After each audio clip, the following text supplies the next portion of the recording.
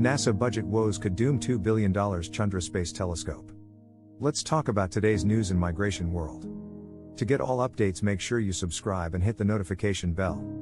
NASA spent $2.2 billion to build and launch the Chandra X-Ray Observatory in 1999, and it has performed brilliantly, scrutinizing deep space, black holes, galaxy clusters and the remnants of exploded stars.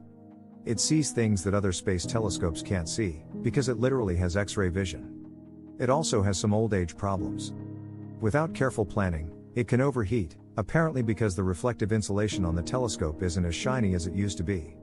That's just an educated guess. For 25 years it has been orbiting Earth, and no one has had a close look, much less touched it with human hands. But Chandra continues to be a scientific workhorse, delivering otherwise unobtainable views of the cosmos. Chandra's future, unfortunately for the astronomers who love it, is gloomy. If Congress approves the Biden administration's 2025 budget request for NASA science missions, they say, the Chandra mission will be effectively terminated. The old telescope's uncertain status is part of an acute budgetary problem at NASA's Science Mission Directorate. There's not nearly enough money for all the planetary probes, Mars rovers and space telescopes already built or on the drawing board. And officials have made clear to everyone that additional money is not likely to descend magically from the heavens. The taxpayers do provide resources, including about $7.5 billion per year for NASA science missions. But the budgets haven't been able to keep up with the scientific ambitions, including costly attempts to retrieve samples from Mars. NASA's strategic vision can also be swayed by competition from abroad. China and other nations are launching spaceships right and left. China could put astronauts on the moon in just a few years. There is talk in military and national security communities about the space race 2.0, and of space as a war-fighting domain. In tight budgetary times, there are winners and losers.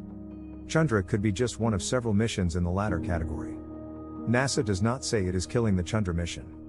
But the language in the March 11 NASA budget request did not sound promising. The reduction to Chandra will start orderly mission drawdown to minimal operations. The telescope has been funded at a little under $70 million per year, but the fiscal 2025 budget request cuts that to $41 million, then to $26.6 million the following year, dropping all the way to $5 million in fiscal 2029. We had to make some tough choices in order to keep a balanced portfolio across the Science Mission Directorate, NASA's top science administrator, Nikki Fox, said.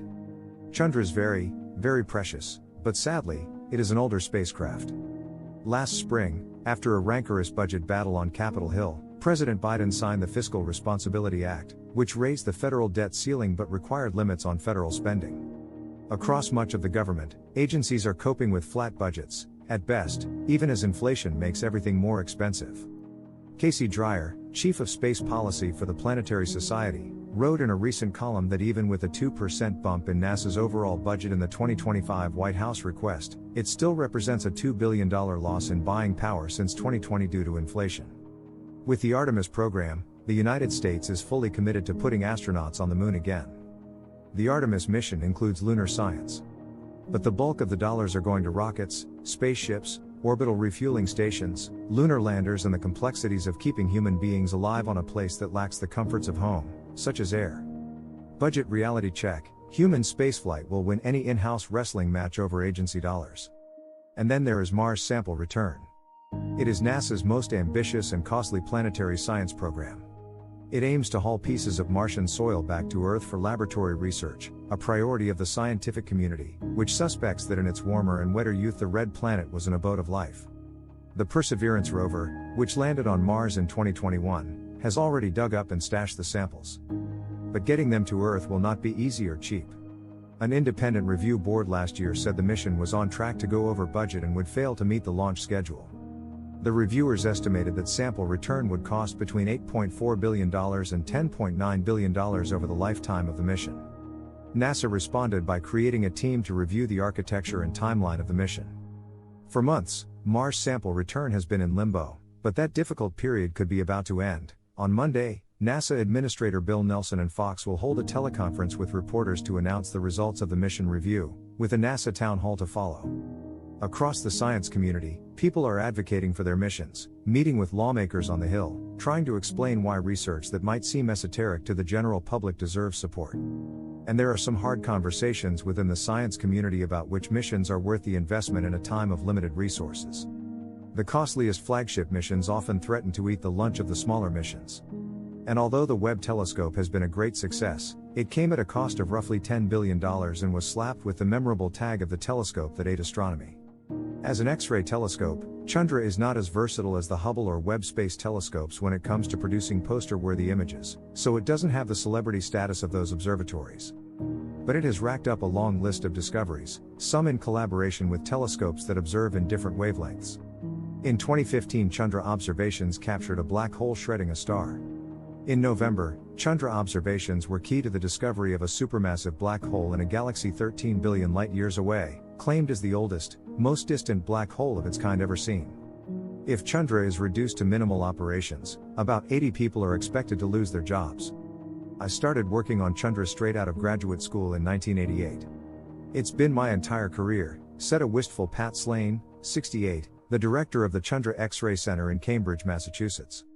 We just received proposals last week for next year's observations for Chandra, and we were oversubscribed by a factor of 5, Slane said. We will make the case that it's still a viable observatory. Grant Tremblay, an astrophysicist at the Harvard-Smithsonian Center for Astrophysics in Cambridge, is among the scientists advocating for Chandra's survival. The demise of the telescope won't end X-ray astronomy, but the United States will lose its status as the leader in the field, he said. I'm rooting for scientists all around the world. I don't care what flag they carry, Tremblay said. But it is true that the US will cede leadership in cosmic discovery. Thank you for watching the video. If the video was helpful, make sure to like, share and subscribe to this channel for the upcoming videos. See you in the next video.